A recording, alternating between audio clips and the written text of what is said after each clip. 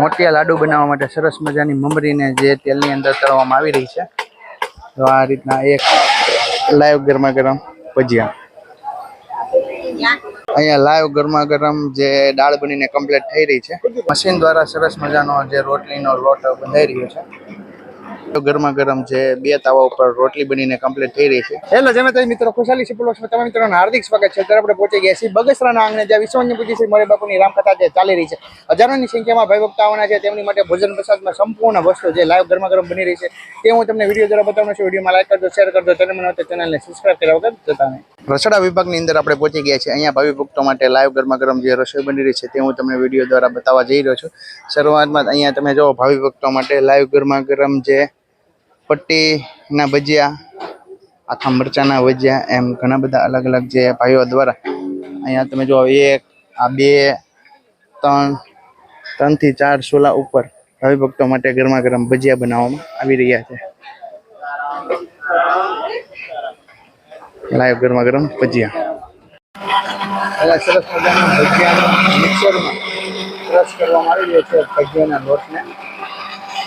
અને જો આ રીતના સરસ મજાનો લોટ દળાઈને કમ્પ્લીટ થઈ જાય ત્યાર પછી અહીંયા ભાઈઓ દ્વારા સરસ મજાના ભજીયા જે ગરમા ગરમ લાઈવ બનાવવામાં આવી રહ્યા છે। અહીંયા ઘણા બધા બહેનો અને માતાઓ દ્વારા સરસ મજાનું શાક બકાલાનું જે કટિંગ થઈ રહ્યું છે।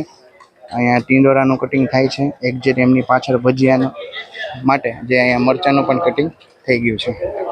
મિષ્ટાન વિભાગની અંદર આપણે એન્ટ્રી કરી ચૂક્યા છીએ। અહીંયા તમે જો અહીંયા 1 2 3 4 એમથી 4 થી 5 સોલાની અંદર અલગ અલગ ભાવિ ભક્તો માટે જે મિષ્ટાન બનીને કમ્પ્લીટ થઈ રહ્યું છે। અહીંયા સરસ મજાના જે શેના લાડવા બને છે, મોતીચૂરના લાડવા બનાવવા માટે સરસ મજાની જે મમરી જે બનાવીને મમરી તળાઈને કમ્પ્લીટ થઈ ગઈ છે। ત્યાર પછી આમની મોતીચૂરના લાડુ બનાવવામાં આવશે। અહીંયા મોતિયા લાડુ બનાવવા માટે સરસ મજાની મમરીને જે તેલની અંદર તળવામાં આવી રહી છે। તો આ રીતના એક સરખી ઝીણી મમરી તળાઈને કમ્પ્લીટ થાય છે। ત્યાર પછી અહીંયા તેમને બહારની તરફ કાઢવામાં આવે છે અને પછી સરસ મજાના મોતિયાના લાડુ બની રહ્યા છે।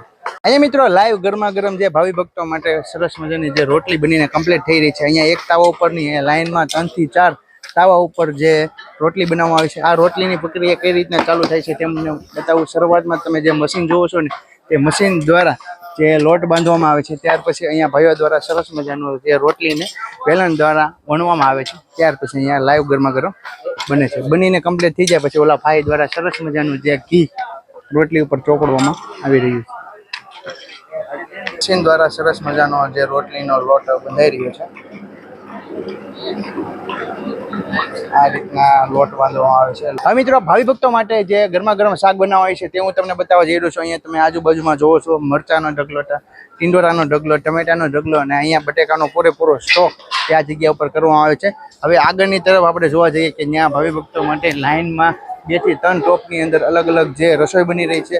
ભાવિ ભક્તો માટે ગરમા ગરમ જે શાક બનાવવામાં આવી છે તે હું તમને બતાવું। અહીંયા ભાવિ ભક્તોને 2 શાક પીરસવામાં આવી રહી છે। આ ટોપની અંદર આપણે જોઈ રહ્યા છીએ મગનું શાક બનીને કમ્પ્લીટ થઈ ગયું છે કઠોળમાં, અને આગળ જોવા જઈએ ને તો આ ટોપની અંદર જે બટેકાનું શાક તે ભાવિ ભક્તોને પીરસવામાં આવી રહ્યું છે એ પણ બનીને કમ્પ્લીટ થઈ જાય એ પહેલાં અહીંયા તમે જોવા વિશાળ ટોપની અંદર જે ભાવિ ભક્તોને સરસ મજાનો જે કાજુ બદામનો જે પ્રસાદ હોય છે તે અહીંયા બનીને કમ્પ્લીટ કરવામાં આવી રહ્યો છે।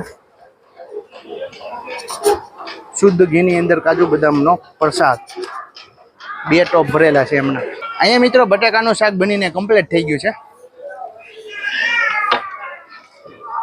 ત્યાર પછી હવે આપણે આગળ જોવા જઈએ ને તો અહીંયા ભાવિ ભક્તો માટે દાળ પણ બનીને કમ્પ્લીટ કરી રાખવામાં આવી છે।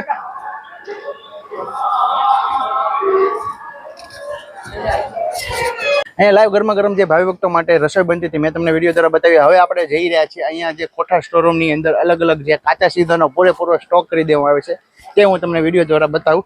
શરૂઆતમાં આપણે જોઈ રહ્યા છો અહીંયા ઘીના ડબ્બાનો સ્ટોક છે। આગળ તમે જો અલગ અલગ જે મિષ્ટાનો બનતી હોય છે તેમની તેલનો ઉપયોગ કરવાનો છે તેના ડબ્બાનો સ્ટોક છે। પછી અહીંયા ઘઉંનો છે, ખાંડનો છે, રોટલીના લોટનો પણ છે, અહીંયા પૂરેપૂરો સ્ટોક કરવામાં આવ્યો છે। પછી ચાવલનો સ્ટોક છે। એમ સંપૂર્ણ કાચું સીધું આ સ્ટોરરૂમની અંદર જે ઉમેરવામાં જે રાખવામાં આવેલું છે, સંગ્રહ કરવામાં આવ્યો છે। અહીંયા તમે જુઓ આ છે ભજીયા બનાવવા માટેનો લોટ, બેસનનો લોટ। પછી અહીંયા સંપૂર્ણ જે આ સ્ટોક જોવો છો ને તે દાળ ભાતની અંદર જે ગરમ મસાલા નાખવામાં આવે છે ને તેનો પૂરેપૂરો સ્ટોક આ જગ્યા ઉપર કરવામાં આવ્યો છે. કાજુ બદામના જે કણકી ને એવું બધું છે આમાં. ગરમ અહીંયા કોઠાર સ્ટોરરૂમની અંદર સરસ મજાના જે મોતિયાના લાડુનો પૂરેપૂરો સ્ટોક આ જગ્યા ઉપર કરવામાં આવ્યો છે. અહીંયા તમે જો ઘણી બધી ચોકીઓ છે. આગળ આપણે જોવા જઈએ તો અહીંયા ગાંઠિયાનો સ્ટોક છે.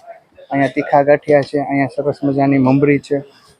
આ વિડીયોની અંદર લાઈવ ગરમા ગરમ ભાવિ ભક્તો માટે જે રસોઈ બનતી હતી મેં તમને વિડીયો દ્વારા બતાવી. તમને અમારો વિડીયો કેવો લાગ્યો ગમે તો લાઈક કરજો, શેર કરજો અને કમેન્ટમાં જય શ્રી રામ લખવાનું ભૂલતા નહીં. ચાલો મળીએ નવા લોક સાથે. જય માતાજી, જય શ્રી કૃષ્ણ, જય સિયા રામ.